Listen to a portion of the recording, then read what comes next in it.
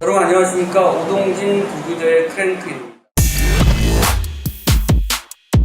첫 방송이고요. 오동진의 유튜브, 이데일리 홈페이지, 유튜브, 페이스북, 네이버 TV 캐스트에서 동시에 오늘 화질 감독 모시죠. 이런 흔치 않은데 장편 생방송가 처음으로 대박을 내요. 구경은 네, 그렇죠. 그 영화 장편도 많아서. 자, 김주환 감독 모시겠습니다. 네. 청년경찰. 사실 젊은 경찰들이 얘기인데 예상하셨어요? 손익분기점만 넘기면 좋겠다라고 생각했는데 이렇게까지는 예상 못했어요. 500만 정도가 넘어가면 영화가 자기 생명력을 갖죠. 기자, 평론가들의 반응도 있고 일반 관객들의 반응도 있고 이렇게 국도화해 주다가 300만이 넘어가면 자기 동력을 갖고 스스로 가는 것 같아요. 언제 보셨어요? 저도 이제 개봉하자 바로 봤는데 시도할 때 못 본 것도 워낙 소문이 좋아가지고 여름에 흥행 대작들이 꽤 있었잖아요. 네. 그걸 다 제치고 이 정도 성과를 냈다는 게 큰 성과인 것 같습니다. 왜 좋아하는 것 같아요? 배우 두 분에 대한 어떤 관객분들의 약간 호감도가 제일 중요한 것 같고요. 저희 나름대로 좀 새로운 걸 시도하지 않았나. 유머 코드라든지 영화의 전개 방법에 있어서 젊고 신선한 방법으로 접근을 했는데 그게 관객분들이 봤을 때 조금 새롭지 않았나. 저는 착해서 착한 영화였어요. 퓨어하게 아마 사람들이 오랜만에 그런 작품을 기대하지 않았을까 싶어요. 말 그대로 착한 젊은 애들 보고 싶어요. 홍동을 선배님도 그 에피소드에 딱 나오자마자 하신 말씀이 되게 건강하더라고요. 아, 맞아요. 건강해. 감독도 건강해. 근데 영화 이력이 좀 독특하시잖아요. 그러니까 제일 궁금했던 게 조지 타운드가 나왔어요. 조지 타운드가 우리 정치 쪽으로 있나? 제가 알기로는 그 전부터 영화 공부를 하고 싶었다고 중학교 2학년 때 영화에 대한 꿈이 있어가지고 그러다가 왜 조지 타운드를 왜 갔어요? 영화보다는 그냥 디즈니 쪽에 되게 관심이 많았거든요. 디즈니에서 사실 그림을 그리고 싶은 유학을 나갔는데 결정적인 계기는 고등학교 3학년 때 하버드에 여름학기를 갔어요.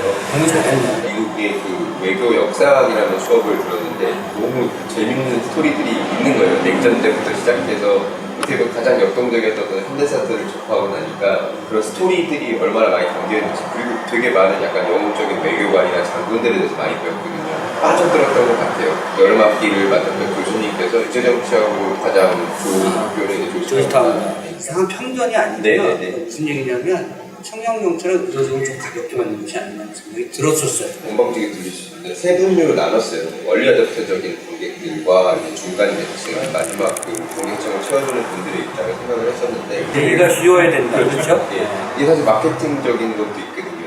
기본적인 코드는 복잡하면 안 된다. 예, 안 된다. 아까 말씀하시다가 네. 외교와 공부하시다가 네. 아는 영웅들을 봤다 이렇게 말씀하셨잖아요. 네. 좋아했던 사람들 영화 속에 많이 들어와 있나요? 직접적인 인물보다는 호용들이 내포하고 있는 가치를 투영시키려고 많이 노력했던 것 같아요. 누군가를 위해서 자기를 희생한다는 게뭐 성경적으로나 아니면 제가 봐왔던 현대사에서 가장 중요한 가치라서 그거를 조금 이 주인공들한테 내포시키려고 했던 것 같습니다. 후티지가 꽤 많아요. 저는 이제 청년경찰 보기도 전에 무슨 생각했냐면 한국판 폴리스 아카데미, 리셀 콘도 생각나고 더맨더머도 생각나고 스카프도 있잖아요. 스카프도 있고 여러 영화들을 창조적으로 많이 이렇게 융합하는 것 같은 그런 느낌이 들고 실제로 많이 인용했습니다. 그 말씀하신 버디북들도 어쨌거나 되게 교과서적인 어떤 그런 영화들인데 가장 근접했던 사실 배드보이즈라고 윌 스미스. 네, 그 두 사람의 어떤 영화나 이런 것들은 사실 비슷한 적이 있는데 저도 약간 그런 인물인 것 같아요. 제가 코알라를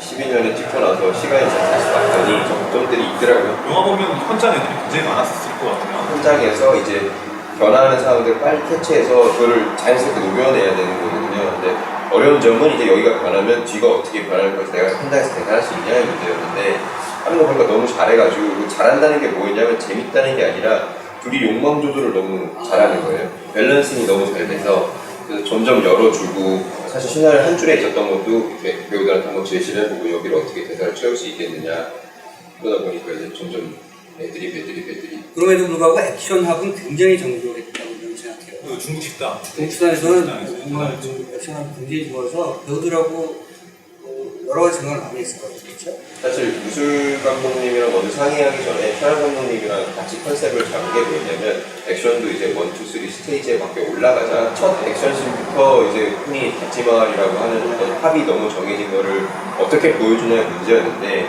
저희는 그냥 풀샷으로 때려버리자라고 마음을 먹은 거죠. 그래서 보니까 연기가 너무 중요해진 거예요. 왜냐면 합이 짜였으면 좀 안전망이 있는 어떤 이렇게 액션 연기가 될 텐데 배우들이 너무 잘했다. 그 적대자를 마주하고 있는 강한열 씨의 그런 연기 같은 것들이나 서준 씨가 거기서 되게 어려운 액션을 하거든요. 이 친구가 워낙 키가 크고 허리가 높다 보니까 유도에 너무 어려운 거예요. 유도는 몸이 낮아야지 던지기 쉬운데 네. 근데 서준 씨가 그걸 힘으로 하더라고요.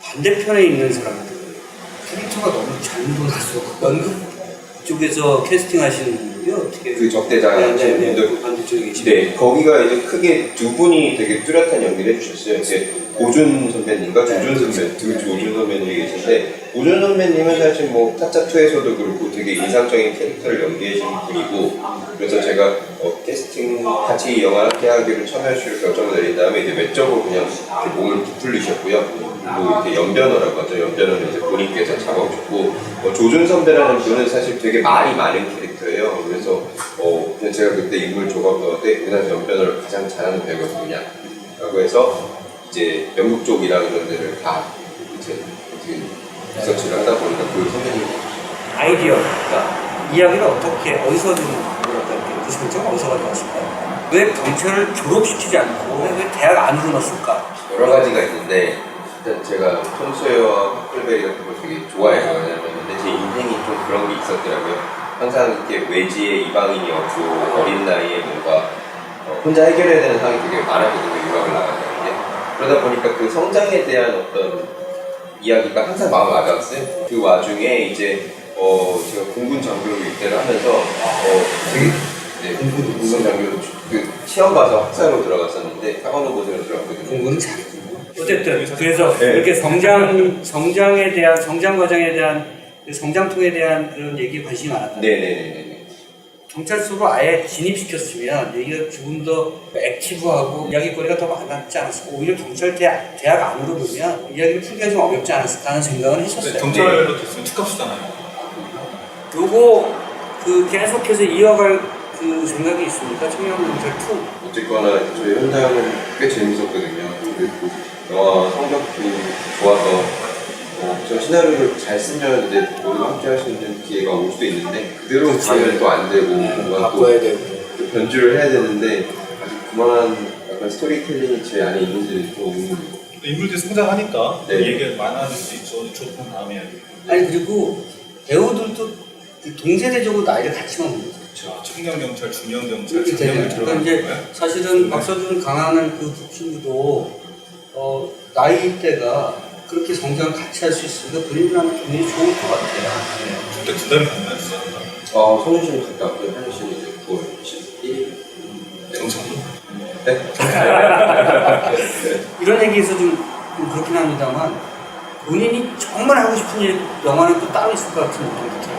요거는 좀 뭐랄까 이렇게 상업영화권으로 진입하기 위한 본인이 원래 하고 싶은 영화는 좀 따로 있지 않을까. 그래서 제가 하고 싶은 영화를 하는 건 맞거든요. 그러니까 제가 이 영화 딱 이제 완성을 시키고 나서 스코어가 나오기 전에 행복할 수 있었던 거는 어쨌거나 우리가 원하는 재밌는 영화를 만들었다는 거였고 외압에 의해서 많은 것들이 바뀌거나 어떻게 변주되지 않았다는 게 너무 좋았고요. 이렇게 제 영화라고 이렇게 얘기를 할 수 있잖아요. 이 영화는 그래서 그거 좋았던 것 같고 저라는 그 영화를 시키고 만드는 사람의 코어에는 이제 캐머런 크로우라는 제일 맥과의 감독과 그리고 이제 윌리엄 프리드킨이라는 프렌치 커넥션 엑소시스트를 만든 프리드킨. 그 두 사람이 저의 기종이기 때문에 이제 그 안에서 계속 조합을 찾는 것 같아요. 영화는 여러 가지 시대적 조합이 하모니가 맞아야 된다고 생각해요. 사실은 사람들이 매우 진중한 걸 원할 것 같지만 지난 1년 동안 여러 가지 정치사회적인 어떤 아젠다 때문에 피로도가 있을 때 너무 또 센 걸 물어치면 즐거운 영화인데 아까 말씀하신 대로 유쾌하고 원하고 관객들이 또 요즘에 시대 상황 대입을 하더라고요.